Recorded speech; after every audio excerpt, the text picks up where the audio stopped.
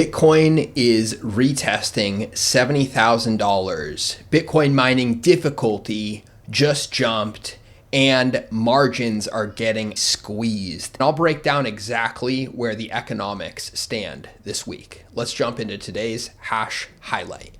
It's the second week of April and Bitcoin just painted a green candle last week. It's up 4.62%, and that affects mining economics.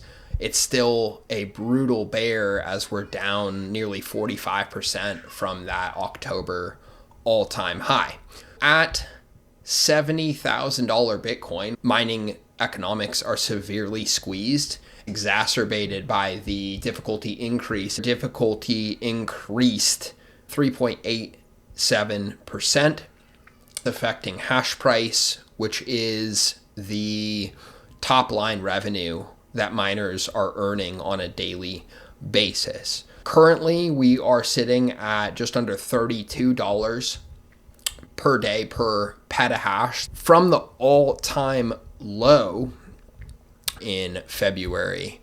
We are up about 15% on hash price. Miners are struggling to survive. When hash price compresses, then it's survival mode for Bitcoin miners.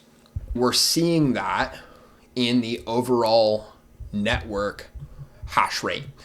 The 30-day moving average, you can see that hash rate is struggling to keep up as miners are unplugging at scale, where we've gone from over 1.1 zettahash, that's 1100 exahash. We've seen so much hash come offline to where now the 30-day is sitting under a zettahash at about 980. Difficulty follows the overall network hash rate in order to adjust and make sure blocks are coming in every 10 minutes on average. Blocks coming in faster than 10 minutes will result in a difficulty increase, and blocks coming in slower than 10 minutes, then difficulty will decrease, allowing for faster blocks to then average to 10 minutes. We have seen hash rate drop and difficulty drops along with that hash rate. We're only 21% through the epoch, but right now it looks like we're going to get a difficulty decrease estimated to be about a 6% decrease. And that's estimated to come in April 18th.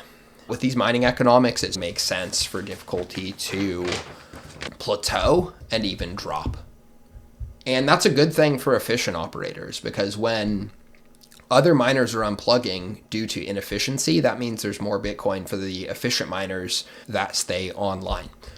So if you look at the hash cost on these old rigs, for example, the S19 J Pro. Right now, J Pros are producing a petahash at about $53, and hash price is at about $32. So if you're producing hash and it costs you $53 because you're running older equipment like the J Pro, then you are mining at a loss. If you're paying 7.5 cents and your cost to produce a petahash is 53, and if you're only making 32, then you're operating at a loss. Now compare that to something more efficient like the S21 Pro, which at 7.5 cents all in is producing a petahash at about 27. So operating in the black, if you're paying about $27 all in to produce a petahash per day, and you're receiving about 32, but still margins are extremely slim. And let's look at the S21 XP, which is about 14 joules per terahash efficiency. Currently, that machine is producing Bitcoin at about $46,000 per Bitcoin if you're mining at 6 cents all in. And if you're at 7.5 cents all in, then you're producing BTC at just under 60K. You're stacking BTC at a cost of production of about $57,000. So margins are slim, but that should benefit the efficient operators as we see, hopefully, Bitcoin establishes the lows and starts to crawl out of this bear market.